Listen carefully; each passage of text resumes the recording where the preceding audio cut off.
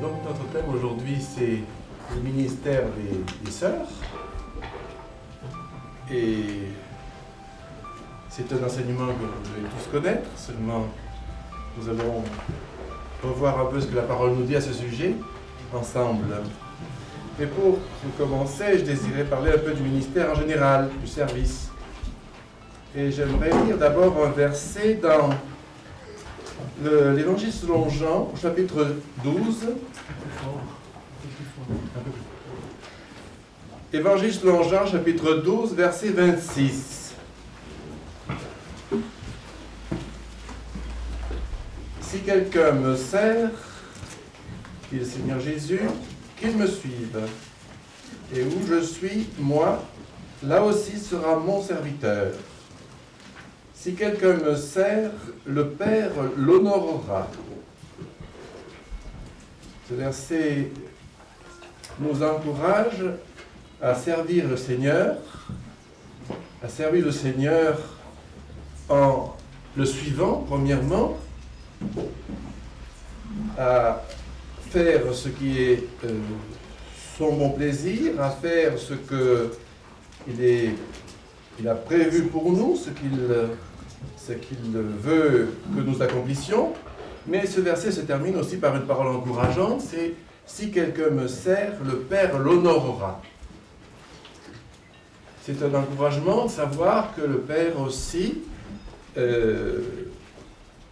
est honoré par le service que nous pouvons rendre au Seigneur Jésus et que nous en recevons aussi, nous, de sa part, non pas de la part des hommes, un honneur. Cela s'adresse aux frères comme aux sœurs et nous sommes tous ensemble heureux de penser à l'appréciation du Seigneur Jésus, l'appréciation du Père quant au service que nous pouvons avoir à son endroit. Donc ce service, la parole nous en parle à maintes reprises. J'aimerais souligner un verset dans l'Épître aux Romains, au chapitre 1er. Chapitre 1er au verset 9. L'apôtre Paul peut dire « Car Dieu que je sers dans mon esprit », dans l'évangile de son Fils. Pourquoi l'apôtre dit-il « Je sers Dieu dans mon esprit » ? C'est parce que, bien sûr, le service n'est pas mécanique, c'est quelque chose qui part, bien sûr, de notre cœur, avec un esprit disposé, avec un désir de le servir. C'est pas toujours de l'action. Le service n'est pas toujours dans l'action, il commence déjà dans notre esprit. Et nous devons considérer que c'est pas quelque chose que le Seigneur nous confiera sans que nous y ayons pensé, sans que nous ayons été préparés à cela. Il y a tout un cheminement qui part justement de ce que le Seigneur suggère à notre esprit, ce que l'Esprit peut nous communiquer dans notre esprit et qui nous amène à ce service, à l'accomplissement de ce service. Donc ce service que nous avons à accomplir pour le Seigneur, c'est quelque chose qui doit être l'objet de notre désir, un exercice que nous avons en nous et qui nous amène à l'action. Et ce service s'exerce à l'égard du Seigneur. Dans le chapitre 12, il est dit « Servant le Seigneur ». Encore un petit verset dans l'épître aux Thessaloniciens, la première épître aux Thessaloniciens, où nous voyons des jeunes croyants, les Thessaloniciens, qui, au chapitre 1er, verset 10, verset 9, vous vous êtes tournés des idoles vers Dieu pour servir le Dieu vivant et vrai et pour attendre Dieu-ci son Fils. Attendre le Seigneur, attendre le retour du Seigneur pourrait nous suggérer que nous avons à avoir une attente passive. C'était tout le contraire chez les Thessaloniciens. Ils s'étaient tournés des idoles vers Dieu, ils avaient cru au Seigneur Jésus, ils l'avaient reçu pour leur sauveur, et maintenant, ils le servaient en l'attendant. Attendre le Seigneur de façon passive n'est pas selon la pensée du Seigneur. Il veut que nous exercions un service sur la terre en attendant. Un verset aussi dans la première épître à Timothée, Deuxième épître à Timothée, au chapitre 2.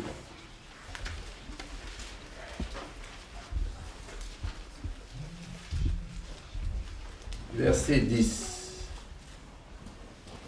L'apôtre peut écrire à Timothée, j'endure tout pour l'amour des élus.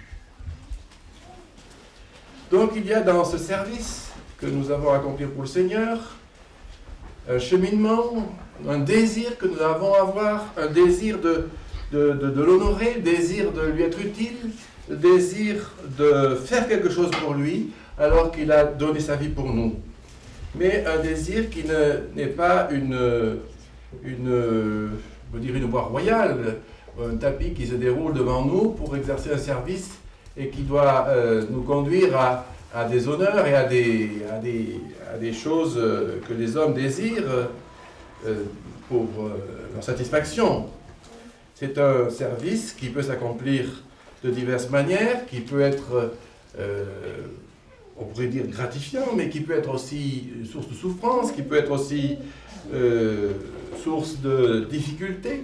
L'apôtre Paul pouvait dire qu'il pouvait être moins aimé à cause de son service, à cause des remarques qu'il avait à faire peut-être vis-à-vis de croyants qui devaient être repris. Donc tout ce service doit être produit par le Seigneur, peut-être l'objet des élus et qui amène à des souffrances, mais qui amène toujours à payer un prix. Ce n'est pas quelque chose que nous devons exercer pour notre gloire, ni pour notre satisfaction, ni pour nous accomplir ou nous rendre plus admirés par les hommes. Il n'est pas question de chercher ou de trouver quelques gloires pour nous-mêmes, mais nous devons le faire pour la gloire du Seigneur. Mais nous devons aussi, en même temps, apprécier la grâce qui nous est faite de servir le Seigneur. Celui qui a toute autorité, celui qui a donné sa vie pour nous, celui qui a manifesté un amour, on peut dire, infini à notre égard, eh bien, c'est celui-là que nous servons. Ce n'est pas un service à l'égard de quelqu'un qui nous importe peu ou qui n'a pas d'intérêt pour nous. C'est quelqu'un qui nous aime et qui veut que nous l'aimions en retour.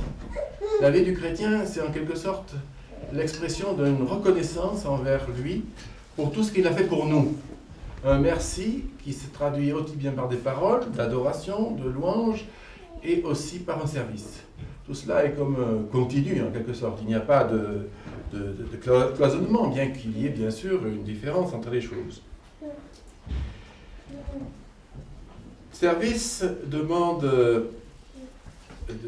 de l'énergie, demande du dévouement, demande, je l'ai dit, de l'amour pour le Seigneur, demande de lui être consacré. La consécration est quelque chose qui n'est pas, on pourrait dire, une option dans la vie chrétienne. C'est quelque chose qui doit être la part de chacun de nous et de tous les jours. Le Seigneur est pour nous l'objet de nos cœurs, c'est lui qui est venu le remplir et qui est venu nous apporter toutes les bénédictions qu'il nous a données par son œuvre à la croix. Et alors nous devons servir celui qui est le Seigneur.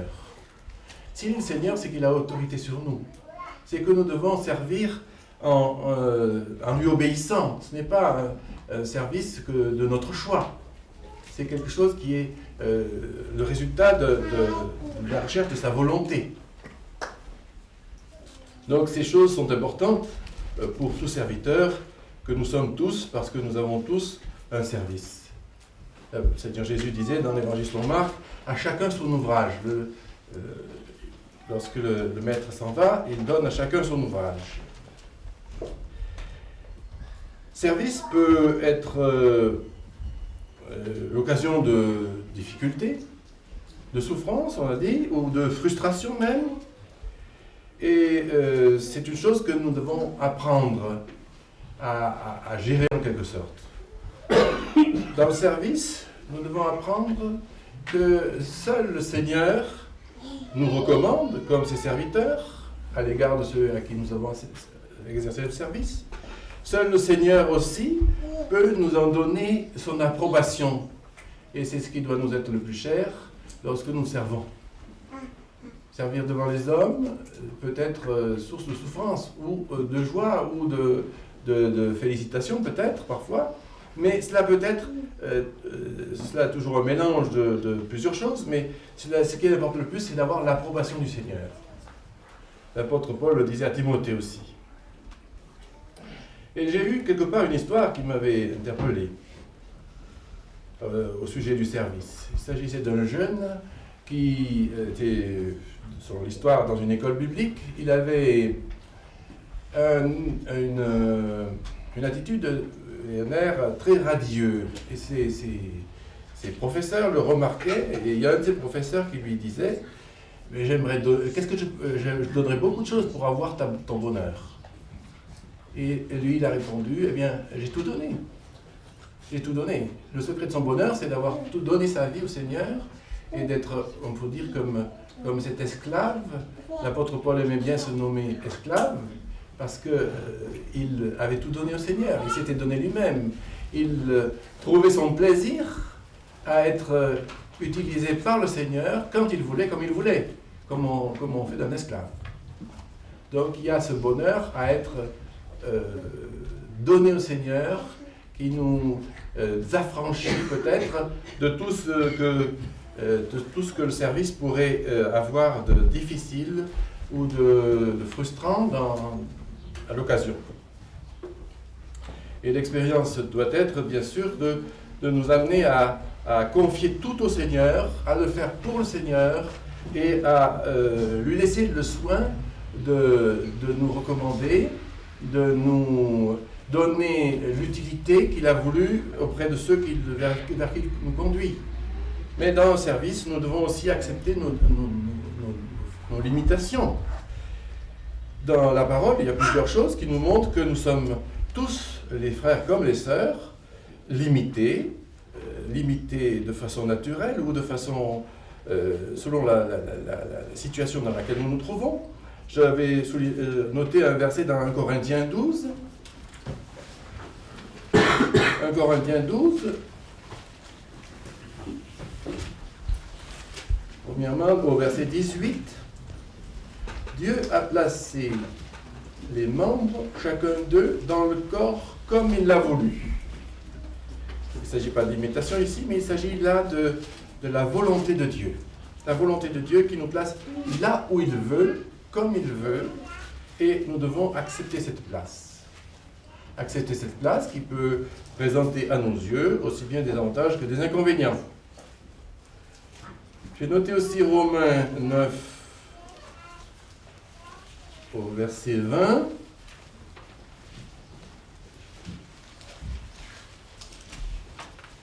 Il s'agit bien sûr là de notre sujet. Je tire un petit peu le verset de son contexte, mais qui peut nous être utile dans notre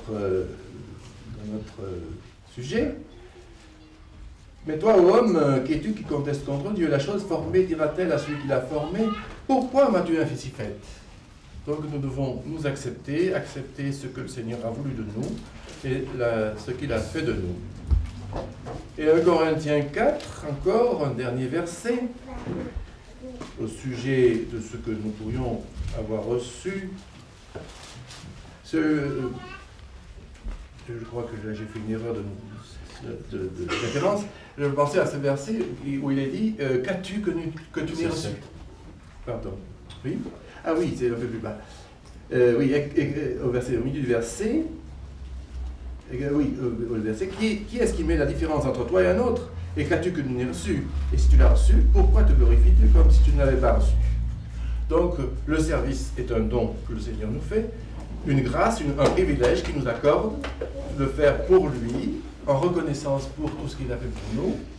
Et ensuite, nous avons à nous laisser conduire par le Seigneur, à apprécier ce qu'il nous confie, à l'estimer comme étant le choix qu'il a fait pour nous, et à nous réjouir dans cette chose qui nous est donnée, qui nous est confiée.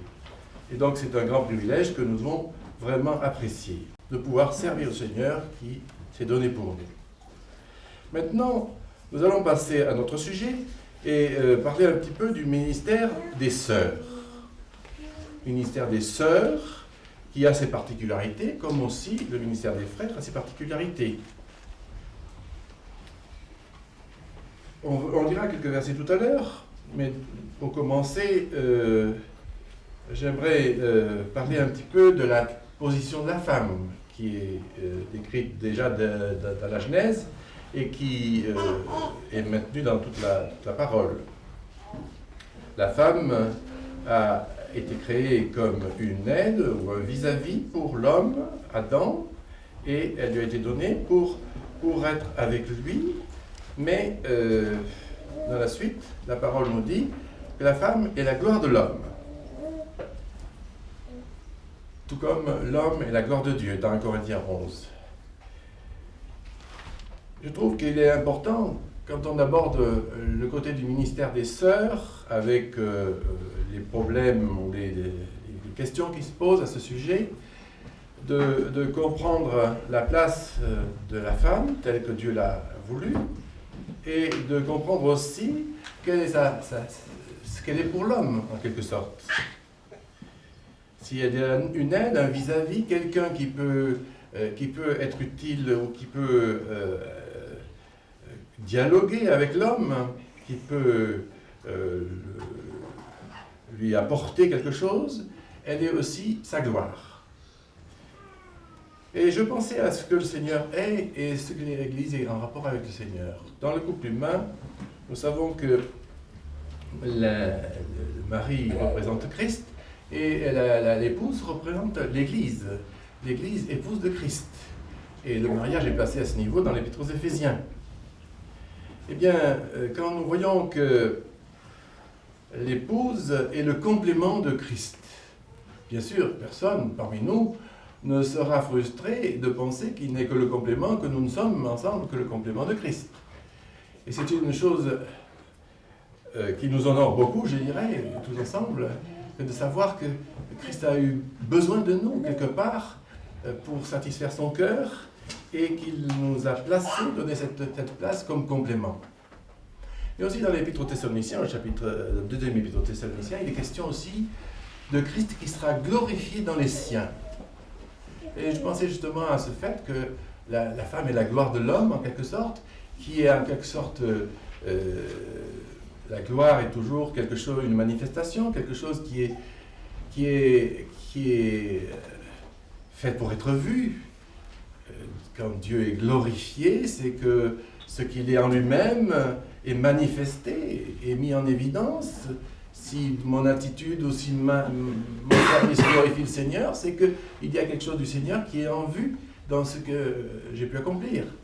Eh bien, dans ces choses-là, il y a quelque chose d'important, me semble-t-il, de voir que le Seigneur, c'est plus à nous adjoindre à lui comme son complément. Le Seigneur sera admiré en nous. Pas seulement en nous, il y aura d'autres croyants, mais c'est qu'une chose assez particulière, qui, au fond, nous montre quelle place excellente il nous a donnée en tant qu'Église, et quelle place il peut donner aussi à une épouse par rapport à son mari, par exemple.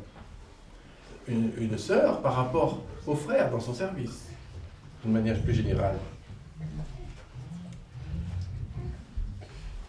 Donc, j'aimerais maintenant dire 2 mots sur 1 Corinthiens 11 pour parler un petit peu de ce que ce chapitre nous donne au début du chapitre. Et souligner dans ce chapitre qu'il ne s'agit pas, comme on le trouve dans beaucoup de Bibles, dans les sous-titres, de la position de la femme dans les réunions d'église. Lisons seulement verset 3. Je veux que vous sachiez que le chef de tout homme, c'est le Christ, et que le chef de la femme, c'est l'homme, et que le chef de Christ, c'est Dieu. Donc, Jésus, Christ, l'homme, Christ, Jésus, est sous l'autorité de Dieu. Et l'homme est sous l'autorité de Christ, et la femme sous l'autorité de l'homme. c'est ainsi que la parole nous présente les choses, et il en découle bien des choses enseignées par ce chapitre, qui ne concernent pas spécifiquement le ministère des femmes, sinon qu'il est dit aussi dans ce chapitre que la femme doit être couverte lorsqu'elle prie ou qu'elle prophétise. Mais je voudrais souligner seulement dans ce chapitre, dans ce début de chapitre, qu'il ne s'agit pas des réunions de l'Assemblée, des réunions de l'Église. Plus tard, dans le chapitre 14 que nous verrons, il est question des réunions de l'Église et on voit là que les choses sont différentes. Donc, ce chapitre nous indique que des sœurs peuvent prier, prophétiser, et les filles de Philippe, dans les actes, prophétisaient dans la maison de leur père, et elles ont un ministère, elles avaient ce don-là, et elles avaient ce que le Seigneur leur avait confié, mais remarquons bien que contrairement à ce que beaucoup de Bibles sous-titrent, il ne s'agit pas des réunions de l'Assemblée. Donc, les réunions de l'Assemblée, nous les trouvons dans le chapitre 14. Dans le chapitre 12, l'apôtre peut énumérer des dons, montrer qu'à chaque service correspond un don. Si nous lisons au chapitre 12, au verset 4, il y a diversité de dons de grâce, mais le même esprit, il y a diversité de services, mais le même Seigneur, diversité d'opérations, mais le même Dieu qui opère tout en tous. Alors à chacun est donné la manifestation de l'esprit en vue de l'utilité. Donc voilà, chacun a reçu un don spirituel, et il a la responsabilité de l'accomplir sous l'autorité du Seigneur. Quand il est parlé du Seigneur, c'est son autorité, et c'est Dieu qui opère tout en toutes choses. Donc nous avons là le fait général, qui ne touche pas plus les sœurs que les frères. Chacun a reçu un don, et chacun doit le faire prospérer et l'exercer sous l'autorité du Seigneur. Maintenant, il y a une chose importante, c'est qu'il faut bien distinguer les réunions de l'Assemblée de réunions autres, même de réunions de chrétiens. Une fois, un frère au Bénin me disait, mais moi, ma femme est croyante, eh bien c'est tous les jours l'Assemblée chez nous, puisque nous sommes 2 chrétiens. Là où 2 ou 3 sont réunis en mon nom, je suis là au milieu d'eux. Évidemment, c'était une interprétation de la parole un petit peu simple, un peu trop rapide. L'Assemblée est constituée de tous les croyants de la localité. En ce qui concerne l'Assemblée locale, les réunions de l'Assemblée locale ne sont pas, je dirais, aussi nombreuses que les foyers. Dans chaque foyer, bien sûr, on est heureux qu'il y ait mari et femme croyants, et heureusement, et les enfants aussi. Et ce n'est pas pour autant que la famille constitue une assemblée en tant que telle. Donc quand l'apôtre parle des réunions d'assemblée, quand il parle des sœurs dans les réunions d'assemblée, ça ne veut pas dire que les sœurs, en dehors des réunions d'assemblée, n'ont pas se croient dans l'assemblée, dans leur famille. Par exemple, une sœur qui ne prierait pas avec son mari, une sœur qui ne lirait pas la parole avec sa famille et qui participerait à la lecture familiale, et qui croirait que c'est l'assemblée, ça serait une erreur qui la limiterait beaucoup dans son ministère, et qui serait une limitation qu'elle s'imposerait à elle-même, qui n'est pas selon la parole. Donc les sœurs ont des dons, les sœurs exercent leurs dons, même si elles n'ont pas des dons, elles ne peuvent pas les exercer comme les frères dans l'assemblée. Lisons ces versets qui sont en rapport avec les réunions de l'assemblée. Nous allons lire seulement ce qui concerne les sœurs. On pourrait lire bien sûr tout le paragraphe, du verset 26 jusqu'à la fin du chapitre 14 de 1 Corinthiens, mais peut-être nous allons lire seulement les versets 34 et 35. Que vos femmes se taisent dans les assemblées, car il ne leur est pas permis de parler, mais qu'elles soient soumises, comme le dit aussi la loi. Et si elles veulent apprendre quelque chose, qu'elles interrogent leur propre mari chez elles, car il est honteux pour une femme de parler dans l'assemblée. Ici, on est surpris du fait que l'apôtre soit si catégorique dans ces termes. On peut dire que peut-être les femmes à Corinthe avaient peut-être pris des libertés en pensant qu'elles pouvaient parler, et l'apôtre doit être très clair et indiquer très clairement quelle est la pensée du Seigneur à cet égard. Que les femmes se taisent dans les assemblées. Il s'agit de réunions de l'assemblée, de réunions de l'église locale, et elles se taisent, elles ne posent même pas de questions. C'est ce que la parole nous dit très clairement. Maintenant, si elles n'ont pas un ministère public oral dans l'assemblée, si elles ne peuvent même pas poser de questions, c'est à cause de la position qui est donnée à la femme d'une manière générale et par rapport à ce qu'est l'assemblée. Supposons une femme qui enseigne dans l'assemblée. La femme représente l'Église en quelque sorte. Elle enseignerait devant des hommes. On pourrait faire transposition en disant que c'est comme si c'est l'Église qui enseignait Christ. Si on se réfère à Christ qui est l'homme qui est l'image de Christ et la femme qui est l'image de l'Église. L'assemblée est un lieu public. L'assemblée est un lieu où tout homme peut entrer. Si nous affichons à l'entrée de nos salles de réunion les horaires, c'est pour que les passants puissent entrer. L'assemblée n'est pas une réunion privée. Lorsqu'il s'agit d'une réunion privée, une réunion de sœurs, alors bien sûr, il n'est pas question d'appliquer ce verset et de dire, puisque les sœurs ne doivent pas parler dans l'assemblée, ça serait une fausse interprétation aussi. Les sœurs ont un ministère, elles ont un don, elles ont des dons chacune selon ce que le Seigneur leur a donné, l'Esprit leur a donné, comme il l'a voulu, il les a placées dans la place où il l'a voulu, et ainsi elles doivent l'exercer. Mais dans ce lieu-là, dans ces réunions-là, elles n'ont pas la parole. Ce qui ne veut pas dire qu'elles ne sont pas actives et qu'elles n'ont pas un rôle dans ces réunions. Bien sûr, elles sont comme les frères dans la présence du Seigneur. Elles jouissent de cette présence, elles doivent la réaliser comme les frères, et si elles doivent rester sans parler, ce n'est pas qu'elles soient passives. Il est important de bien comprendre que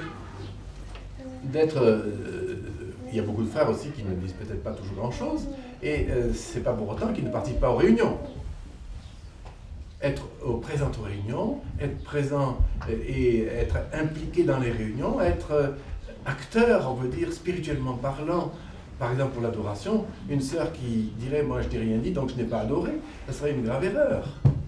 Elle aurait pensé que l'adoration ne passe que par des mots et par des paroles, alors que quelquefois, justement, les paroles sont peut-être pas toujours, ne montent, comme on dit, quelquefois de nos prières, ne montent pas plus haut que le plafond. Ça peut arriver. L'adoration que nous apportons au Seigneur, c'est comme le parfum de nos cœurs. Chantons de vos cœurs au Seigneur. Ce n'est pas nos voix non plus qui l'écoutent, c'est ce qu'il y a dans nos cœurs. Et ça est très important de réaliser, parce qu'une réunion qui se passerait, on peut dire, dans le plus grand ordre et dans la plus grande, on pourrait dire, d'une façon très ordonnée, sans que rien ne soit reproché extérieurement, si les cœurs n'ont pas été en action, si les cœurs n'ont pas été touchés, si les cœurs n'ont pas reçu la parole, par exemple, eh bien, cette réunion-là, elle n'a pas été utile à ceux qui y ont assisté, à ceux qui y ont été présents, et elle n'a pas non plus apporté quelque chose au Seigneur. Nos cœurs sont impliqués dans toutes les réunions de l'Assemblée, des frères comme des sœurs, et nous avons à vraiment comprendre chacun notre rôle, que nous ayons à parler ou que nous ayons à nous taire. Et c'est quelquefois aussi difficile de parler que de se taire, ou de se taire que de parler. Une fois, il y avait un frère qui était pourtant très pieux et qui ne disait rien aux réunions. Un frère qui était peut-être un peu comme moi, un peu timide, et qui n'osait peut-être pas. Je lui dis, mais tu sais, il y en a qui parlent beaucoup. Mais pour eux, c'est plus difficile de se taire que de parler.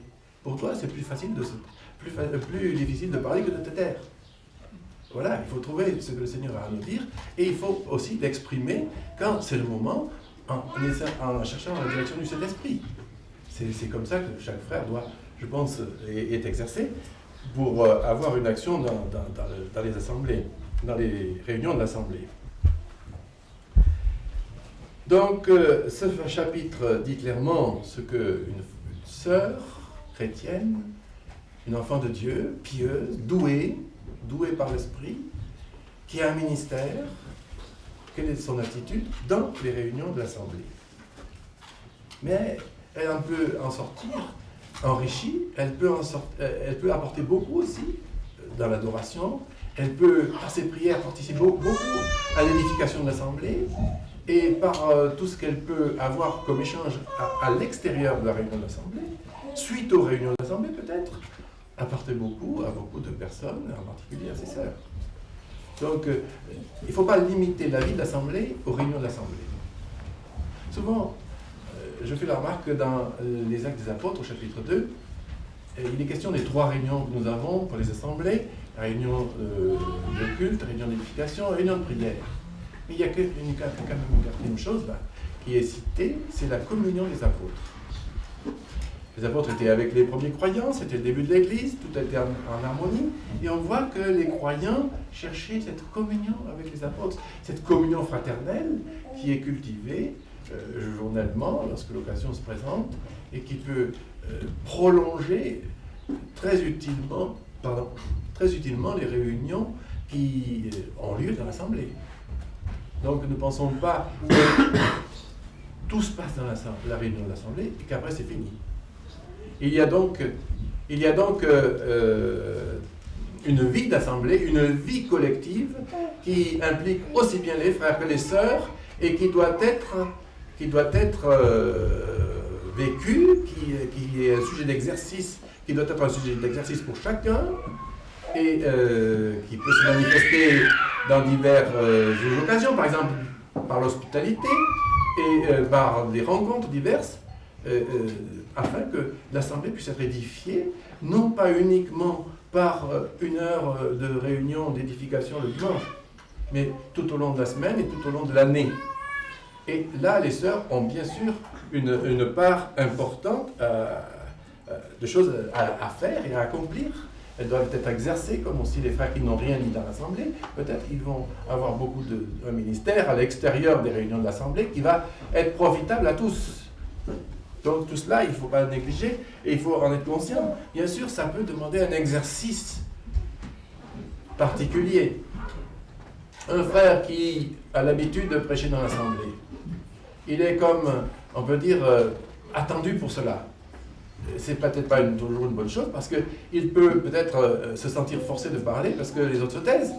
C'est quelque chose de quelquefois dommageable pour l'Assemblée tout entière, mais il peut y avoir aussi des services où le Seigneur nous a établis. L'apôtre Paul disait en Timothée, le Seigneur m'a établi dans le service. Il peut y avoir des services que l'on accomplit régulièrement et qui sont, on peut dire,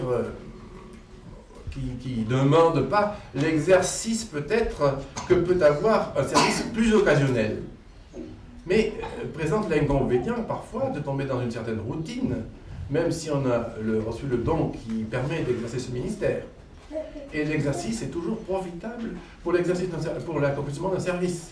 Un service accompli sans exercice préalable est jamais aussi profitable qu'un service pour lequel on a prié, pour lequel on a exercé pendant peut-être de longs jours, et qui finalement aboutit à une action ponctuelle de quelques minutes.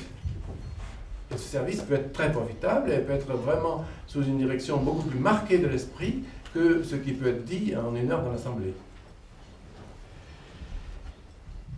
Voilà, une question se pose encore pour les sœurs particulièrement, c'est la question des prières. On entend quelquefois des sœurs qui disent, ou même des frères qui disent, mais si une sœur ne peut pas prêcher, elle peut au moins prier. Elle peut au moins prier. Eh bien, la parole ne le précise pas dans 1 Corinthiens 14, mais la parole le précise dans la première épître à Timothée, le chapitre 2. Et vous connaissez ce passage. Nous allons quand même le lire. 1 Timothée, chapitre 2. J'exhorte donc avant toute chose à faire des supplications, des prières, des intercessions et des actions de grâce pour tous les hommes. est un peu plus loin, et c'est au verset 8. Je veux donc que les hommes prient en tout lieu, élevant des mains saintes, sans colère et sans raisonnement, de même aussi que les femmes se parent d'un costume décent, avec pudeur et modestie, non pas de tresses et d'or, ou de perles, ou d'habillements somptueux, mais par de bonnes œuvres, ce qu'ici a de saintes femmes qui font profession de servir Dieu. Que la femme apprenne dans le silence, en toute soumission, mais je ne permets pas à la femme d'enseigner ni d'user d'autorité sur l'homme. Mais elle doit demeurer dans le silence, car Adam a été formé le premier, et puis Ève. Donc ce verset, ce passage est aussi clair que 1 Corinthiens 14. Ici, il ne s'agit pas spécifiquement des réunions de l'Assemblée, mais un peu plus loin, dans le chapitre 3, l'apôtre pourra dire à Timothée, je t'écris ces choses afin que tu saches comment il faut se conduire dans la maison de Dieu, qui est l'Assemblée du Dieu vivant. Donc on voit bien que si même le cadre déborde des réunions de l'Assemblée, il s'agit bien là aussi des réunions de l'Assemblée. C'est comment il faut se conduire dans la maison de Dieu. Alors, les frères peuvent prier en tout lieu, publiquement, élevant des mains saintes, et les sœurs, il est dit qu'elles se parent de costumes décents, etc. Et dans la suite, il est dit que la femme ne doit pas enseigner l'homme, ni user d'autorité sur l'homme. Et il faut qu'elle apprenne dans le silence, en toute soumission. Donc ces versets sont très clairs, sont combattus aujourd'hui, mais la parole ne nous permet pas, si nous voulons nous soumettre à la parole, de les discuter. Seulement, évidemment, il pourrait engendrer quelques questions, quelques frustrations, quelques interrogations auprès des sœurs particulièrement, et certaines sœurs pourraient se dire, mais si je ne peux pas ni prêcher ni prier, qu'est-ce que je vais donc faire? C'est une question qui peut venir à l'esprit et qui est tout à fait légitime. Mais peut-être parce qu'on donne trop d'importance à ce qui est public. Peut-être que les frères, dans leur enseignement, puisqu'ils ont l'enseignement, ils donnent l'enseignement public, peut-être qu'ils insistent trop, parfois, ils donnent l'impression, en tout cas, ils donnent l'impression que leur ministère public est le tout de leur ministère. Donc peut-être les sœurs peuvent se demander s'il leur reste quelque chose. Donc il ne faut pas considérer qu'un service régulier est seulement ce qui peut être appelé service. Chaque chose que nous avons à faire et que le Seigneur nous conduit à faire, suite à un exercice, que ce soit ponctuel ou régulier, est quelque chose qui est pour le Seigneur, qui doit se faire avec amour, avec dépendance, et en cherchant à faire ce qui lui plaît, en étant exercé pour savoir ce qui va lui plaire, ce qui lui est agréable. Bien sûr, un service régulier peut avoir un certain confort, mais si nos cœurs sont engagés, est-ce que nous trouverons trop pénible d'avoir un exercice pour savoir qu'est-ce que j'ai à faire aujourd'hui, qu'est-ce que j'ai à faire demain, comment le Seigneur va me conduire ici ou là? Bien sûr, c'est toujours une chose qui est quelque peu pénible. La vie chrétienne a son côté pénible. Je me souviens d'un frère qui aimait bien dire que les chrétiens aimeraient bien qu'on en soit au millénium, que tout soit beau et merveilleux sur la terre. Mais c'est vrai que nous avons sur cette terre les difficultés liées à la chute de l'homme, liées à l'état du monde, liées aux difficultés des chrétiens dans ce monde. Et tout cela présente des difficultés et produit des exercices. Une pensée peut-être qui pourrait monter au cœur des sœurs, c'est que le service est à l'extérieur de la maison. La parole ne nous parle pas ainsi. La parole nous montre justement tout le service des sœurs dans la maison, auprès de leur famille. Nous avons des versets qui en parlent dans l'Épître à Timothée. Et les sœurs qui aussi enseignent les autres sœurs. Il y a tous ces services qui se passent en dehors de l'assemblée, dans la maison ou à l'extérieur, mais qui sont dans le cadre de nos responsabilités en tant que chrétiens. Nous avons pour une bonne partie, une famille où nous avons eu, et cette famille, c'est le Seigneur qui nous l'a confiée. Un jour, j'ai rencontré un chrétien au Bénin qui était très irrité parce qu'il allait tous les week-ends évangéliser et laisser sa famille. Et alors, ses enfants, sa femme n'étaient pas contents du tout, et il s'en plaignait, et il trouvait que sa famille ne considérait pas son service. Et je lui ai posé la question un petit peu, savoir s'il n'avait pas aussi un ministère dans sa famille. Si justement, c'est pas ce qui a amené sa famille à ne pas être très, très satisfaite de le voir partir, accomplir un service à l'extérieur. Bien sûr, les sœurs ont un service peut-être plus particulièrement dans la famille. Elles ont les enfants plus souvent que le papa, et elles ont peut-être plus d'occasion de parler avec eux et de leur annoncer l'évangile, car aussi, il faut considérer que nos enfants ne naissent pas croyants, bien sûr, nous le savons tous, et que les amener au Seigneur est une tâche de longue haleine et une tâche, on peut dire aussi, qui demande exercice et qui demande aussi tout le secours du Seigneur pour être là au bon moment, dire les choses au bon moment et être des aides et des guides pour nos enfants. Ce que peut-être nous pouvons, après les avoir élevés, nous rendre compte que nous n'avons pas toujours été.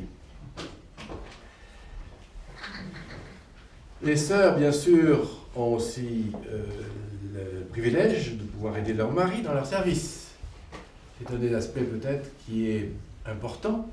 Et je parle pour les maris, c'est une chose importante et précieuse, mais peut-être aussi qu'il demande pour nous un exercice afin que nos épouses puissent être heureuses de nous aider, heureuses de pouvoir nous apporter ce que nous ne savons pas faire ou ce que nous ne pouvons pas faire.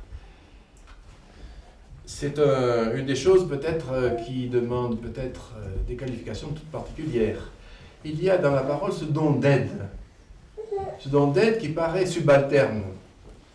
On n'aime pas, par rapport à la mentalité de l'homme d'aujourd'hui, parler d'être subalterne. On préfère être un responsable, un chef, un directeur.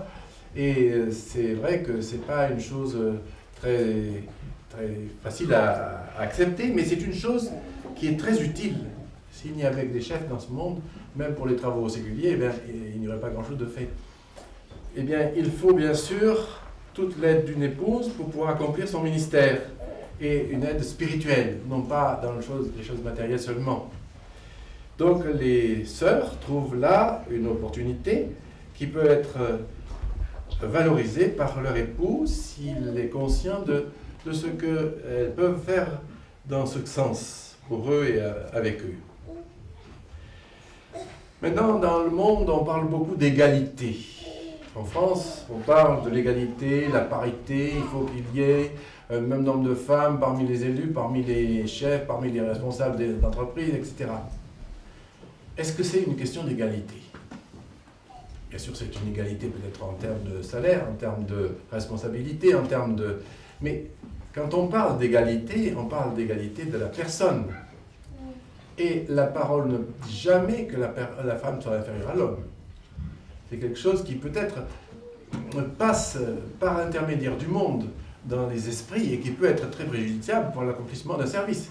Une sœur qui se sentirait inférieure au frère, à un frère, à son mari, eh bien, ne serait pas très à l'aise pour servir.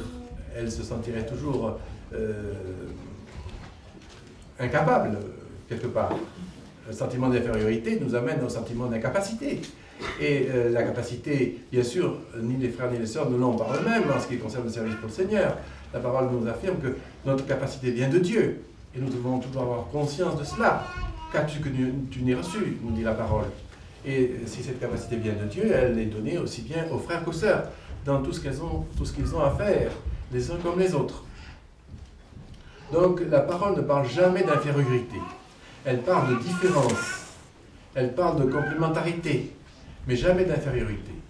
Et c'est un terme qui doit être banni de nos esprits, et dans nos esprits aussi bien des hommes que des femmes, peut-être. Ça pourrait, vu l'influence du monde sur nous-mêmes, nous pourrions avoir avoir cette pensée d'une manière plus ou moins déguisée, non pas ouvertement peut-être. La parole nous montre justement que ce qui est caché ou ce qui est peut-être, je vais lire un verset dans les premières épîtres de Pierre. Vous connaissez ce verset dans le chapitre 3 de la première épître de Pierre et au verset 7. Une exhortation au mari. Pareillement, vous, mari, demeurez avec elle selon la connaissance, comme avec un vase plus faible, c'est-à-dire féminin, leur portant honneur comme étant aussi ensemble héritiers de la grâce de la vie, pour que vos prières ne soient pas interrompues.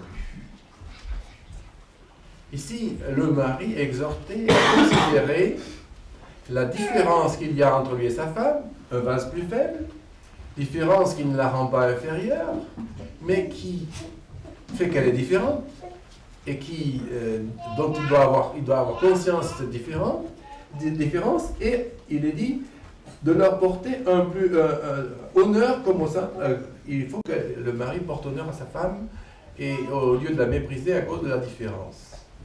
Donc ça, c'est une exhortation qui est très importante, très utile, et qui renverse tout l'esprit du monde, et des revendications aussi bien des femmes que des revendications générales dans la société.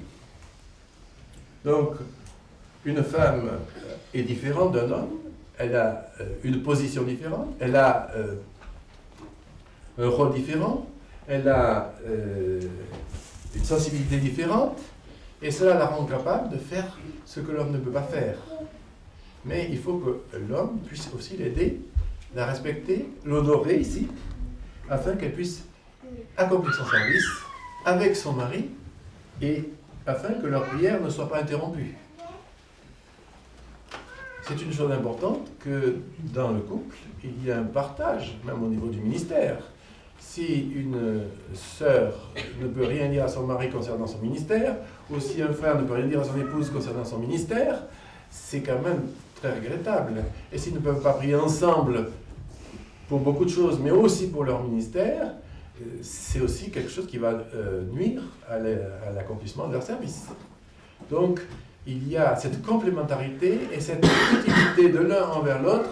Il y a ce respect mutuel dans le service. C'est vrai aussi parmi les hommes. Parmi les frères, on peut avoir un ministère et peut-être gêner beaucoup un autre frère par notre ministère, où nous prenons trop de place, où nous avons une action peut-être qui n'est pas à sa place et qui peut l'empêcher d'accomplir son propre service. Donc, un mari peut empêcher sa femme d'accomplir son service. Un homme peut accomplir un frère peut accomplir un autre frère d'accomplir son service. En fait, les problèmes du ministère des sœurs ne sont pas spécifiques aux sœurs. On les trouve spécifiques par rapport aux réunions de l'Assemblée, à ce qui est public, mais par ailleurs, on voit qu'il y a beaucoup de similarités entre ce qui pourrait être une gêne ou une frustration d'un frère à l'autre ou d'une sœur à l'autre. Mais nous sommes aussi tous complémentaires. Parmi les frères, nous sommes complémentaires aussi. Et nous n'avons pas tous les mêmes dons, heureusement, sinon ce serait quand même assez uniforme. Et il manquerait beaucoup de choses. Mais nous n'avons pas les mêmes dons, et alors nous avons à nous compléter. Et j'aime bien cette phrase d'un frère dans nos écrits qui dit « Mon frère est ce qui me manque ». On pourrait dire d'une façon plus générale, les sœurs, c'est ce qui manque aux frères. Et un mari peut dire, mon épouse, c'est ce qui me manque. Mais d'une manière très générale, on peut dire, mon frère est ce qui me manque. Je ne suis pas gonflé par moi-même et j'ai besoin de tous les frères. Je suis peut-être utile d'une certaine façon aux frères et aux sœurs, mais les autres aussi me sont utiles. Et heureusement, je ne peux pas être ce que je suis sans eux. Et ça, c'est une pensée importante et intéressante pour les sœurs qui peuvent se sentir peut-être inutiles parfois, ou peut-être un peu mises à l'écart parce qu'elles n'ont pas un ministère public dans l'Assemblée. Mais je voudrais aussi faire une différence, parce que nous avons tous des frustrations, nous avons tous des moments où nous nous sentons un petit peu inutiles, nous nous sentons peut-être pas du tout un peu découragés. Et alors, nous avons besoin de cette exhortation de Pierre aussi et d'autres exhortations de la parole qui nous montrent justement qu'il nous faut bien distinguer dans ces frustrations les besoins de la nature humaine. Je dirais même, nous pouvons nous sentir méprisés parce que notre service n'est pas reconnu. Bien, le Seigneur a senti le mépris, par exemple. On ne peut pas faire de l'analogie avec le Seigneur en toute chose. Mais il y a, je pense, dans la nature humaine, des besoins. Des besoins qui sont une nécessité. Quelqu'un qui n'est pas aimé du tout, bien, ça le rend très malheureux. C'est un besoin. Quelqu'un qui n'est pas reconnu, qui se sent toujours de trop, par exemple, eh bien, il n'est pas à l'aise non plus.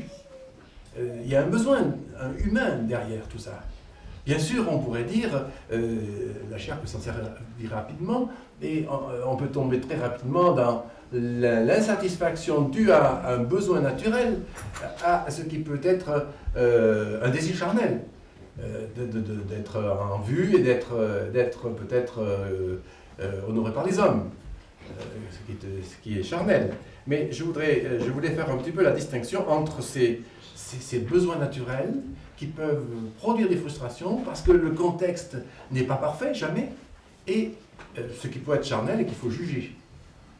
Donc il peut y avoir chez les frères comme chez les sœurs, et peut-être ce que certaines sœurs peuvent éprouver dans certains cas, et qui amène, dans beaucoup de milieux, à laisser des sœurs agir de façon contraire à la parole, ce sont quelquefois, au départ, des besoins naturels qui sont un peu insatisfaits. Je pense que vous avez compris ce que je voulais dire par là. Donc, j'ai fait un peu le tour, mais je voudrais souligner un petit peu qu'il y a bien sûr dans la maison un service pour les sœurs auprès de leur famille. Il peut y avoir dans la maison, comme les filles de Philippe, l'exercice d'un don de prophétie. Il y a l'hospitalité qui peut être exercée par des sœurs et qui ne peut pas être, peut beaucoup plus difficilement être exercée par des frères seuls ou sans épouse. Il y a bien des services qui sont réservés aux sœurs et qui sont accomplis par des sœurs dans le cadre de la maison. Et on voit justement que l'apôtre Paul exhorte les sœurs à avoir soin de leurs enfants, soin de leur maison. C'est quelque chose c'est un domaine, on peut dire, qui est un peu plus particulier aux sœurs, la maison. Et quand on parle du foyer, on parle justement de ce qu'une épouse ou qu'une maîtresse de maison peut apporter dans sa maison, qui rend la maison agréable, accueillante et beaucoup de choses qui peuvent être très utiles dans le cadre d'un ministère spirituel. Dans le cadre de l'assemblée, en dehors des réunions d'assemblée, les sœurs peuvent réunir les enfants, elles peuvent réunir les sœurs, donner un enseignement. Elles peuvent aussi faire des visites.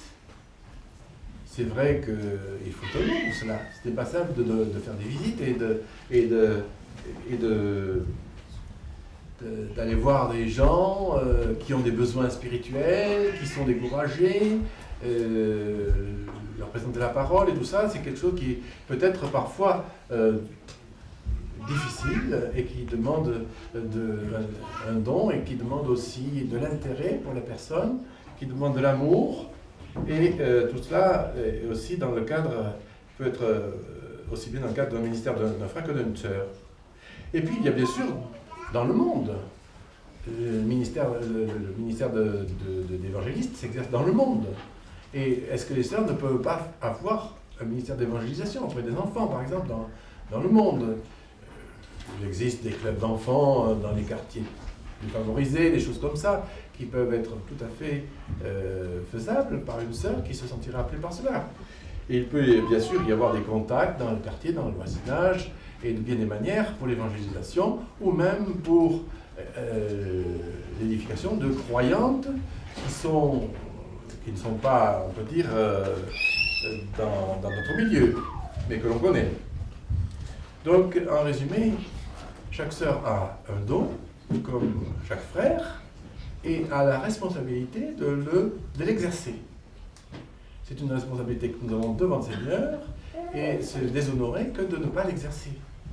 Ce n'est pas une chose exceptionnelle que d'avoir un don. Évidemment, il y a des dons exceptionnels, et ils sont rares, peut-être, mais le Seigneur sait ce qu'il fait, et s'il donne parfois un don plus insignifiant à l'un ou à l'autre, ou à l'une ou à l'autre, ce n'est pas pour autant que le don est à mépriser. Et nous devons justement, pour honorer le Seigneur, par amour pour le Seigneur, le faire valoir et l'exercer là où il nous place, dans sa dépendance, afin qu'il soit honoré et que le rôle que nous avons à jouer dans le corps, si insignifiant soit-il, est utile. La parole nous le dit dans 1 Corinthiens 12, que tous les membres du corps sont utiles.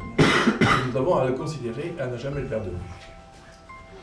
Donc, chaque sœur a un don et chaque sœur doit l'exercer. C'est sur ce point-là que je voulais m'arrêter. Je pense que j'ai peut-être dépassé le temps, mais